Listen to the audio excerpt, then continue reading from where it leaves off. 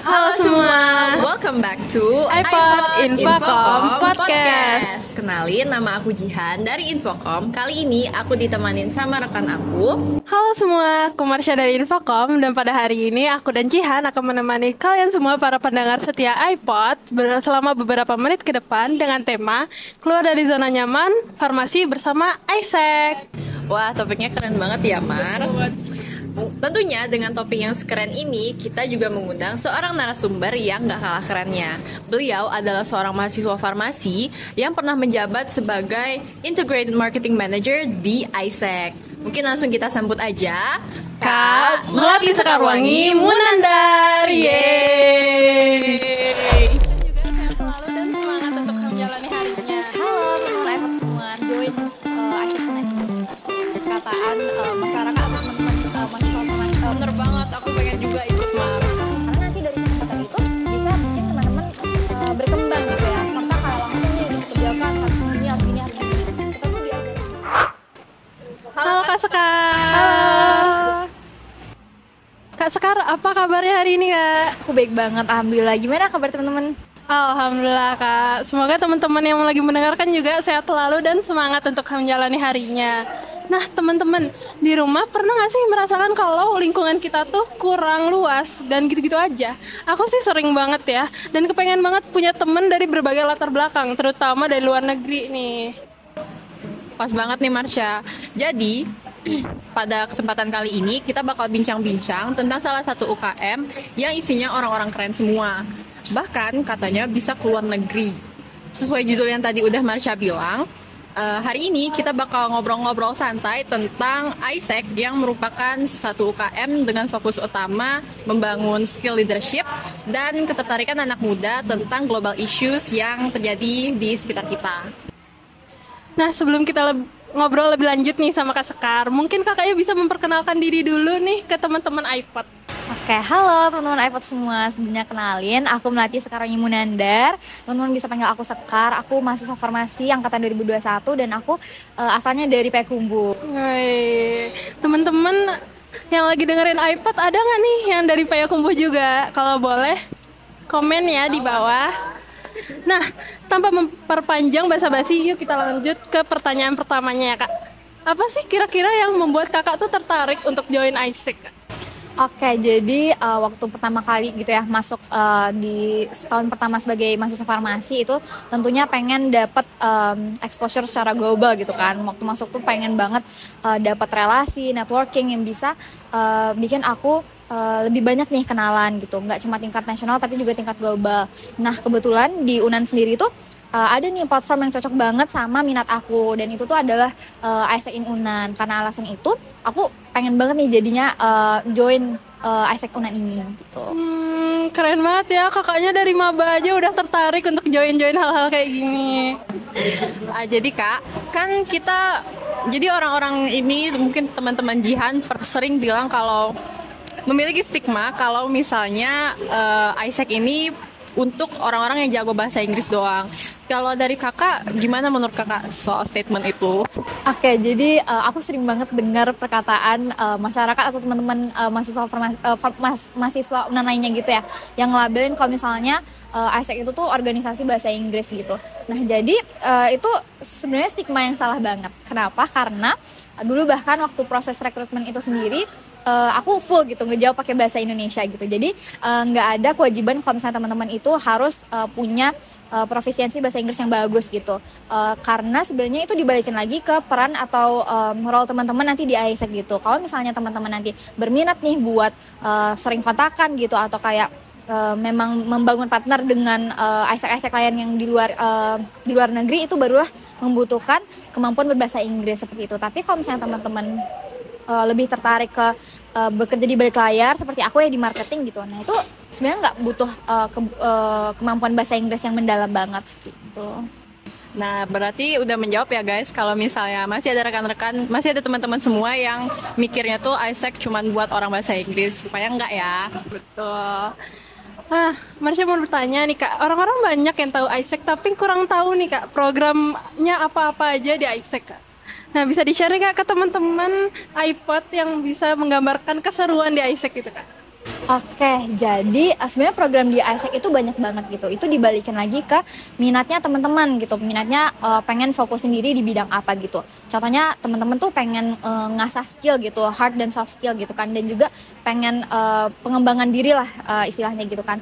Ada program namanya ISEC Future Leader. Itu adalah program pengembangan selama 3 bulan. Yang dimana nanti teman-teman itu bakal diajarin sama coach-coach AFL yang nanti bisa mengasah kemampuan soft skill dan hard skill teman-teman. Dan biasanya itu contohnya seperti project management atau kayak business management. Nah itu tuh nanti kita bakal dilatih oleh coach-coach yang bisa langsung on hand practical seperti itu. Contohnya mungkin yang paling banyak diminati gitu, yang paling banyak didengar-dengar gitu adalah kesempatan untuk luar negeri gitu. Nah, jadi ISEC itu juga menawarkan beberapa kesempatan biar teman-teman dapat experience di luar negeri gitu.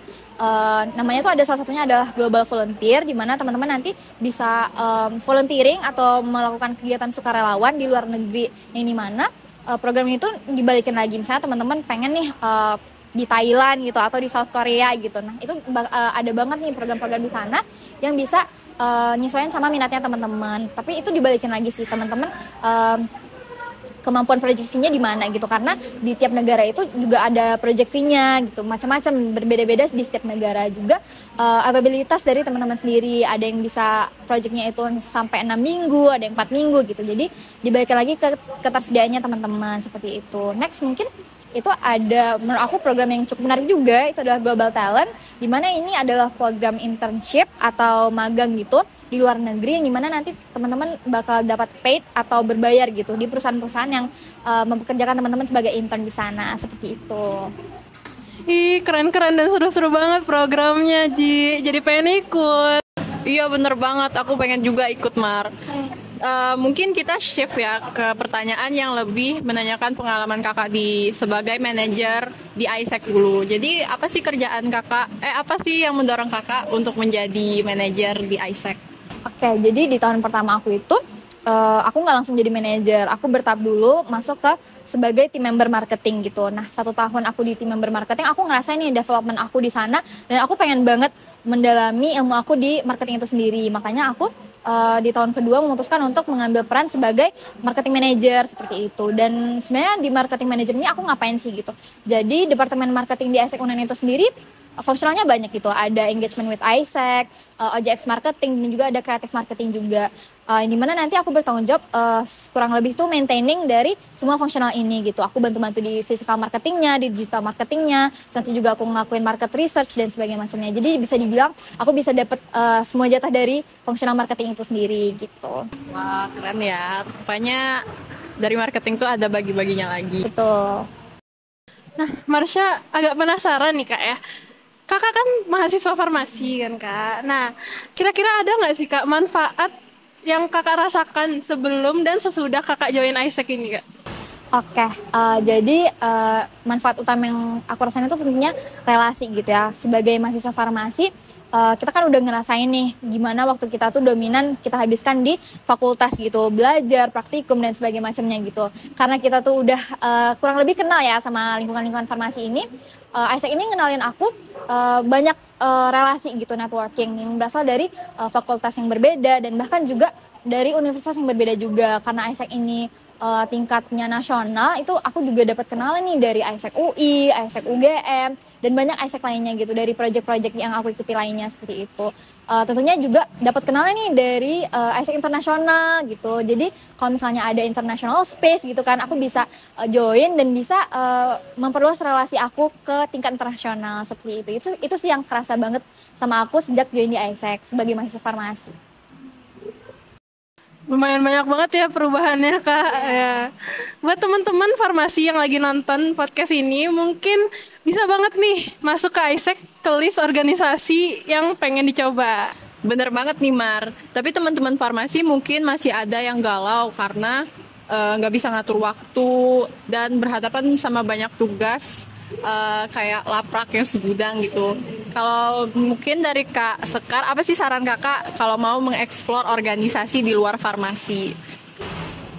Oke, itu sebenarnya ada 2 poin. Poin yang pertama itu adalah ketahui kapasitas diri kamu dulu gitu. Misal kayak kamu cukup kesulitan nih di manajemen waktu dan sebagainya macamnya gitu. Nah, carilah organisasi yang sebenarnya sesuai atau fit sama jadwal kamu begitu. Misalnya kayak oh kamu mungkin bisa aktif di weekend aja gitu. Nah, carilah organisasi yang memang pusat kegiatannya itu di weekend aja gitu. Nah, yang poin yang kedua itu adalah sesuai sama minat kamu. Misalnya minat kamu memang berfokus di ngembangin diri gitu, mengasah soft skill dan hard skill gitu. Mungkin bisa cari organisasi yang memang memfokuskan juga ke sana, pengembangan diri gitu.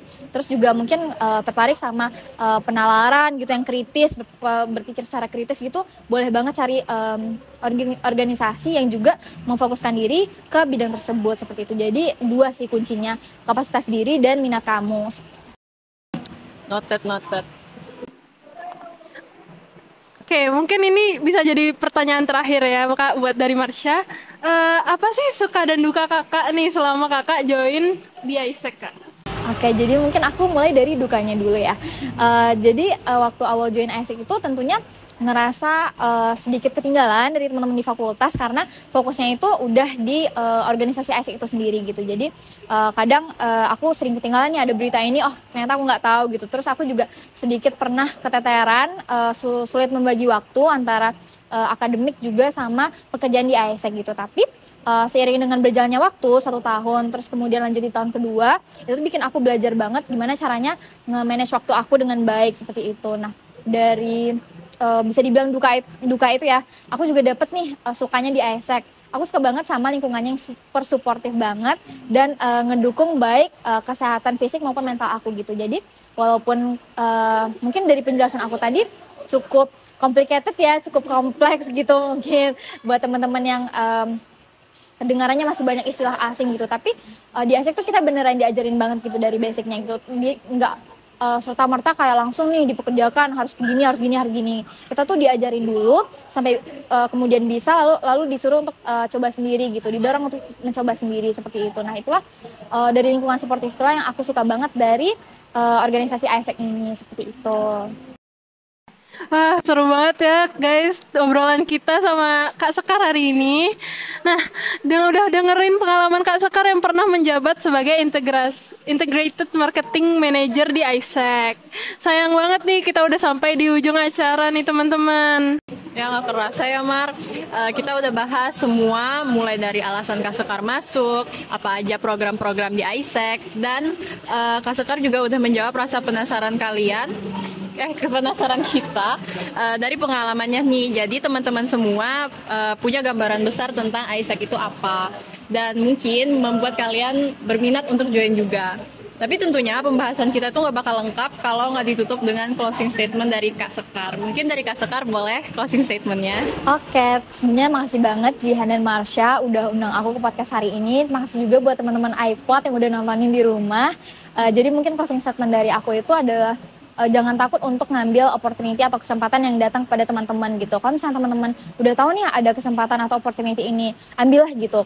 Teman-teman bisa mempelajari atau mendalami kesempatan itu tuh setelah mencoba untuk mengambil kesempatan itu gitu. Jadi jangan ragu, jangan takut untuk ngambil kesempatan apapun yang datang ke teman-teman. Karena nanti dari kesempatan itu bisa bikin teman-teman berkembang gitu ya. Yang sebelumnya mungkin belum bisa teman-teman bayangkan gitu ketika sebelum mengambil kesempatan itu gitu. Nanti kan nggak tahu kan kita kemana kesempatan itu bakal mengarahkan kita gitu ke kehidupan selanjutnya seperti itu.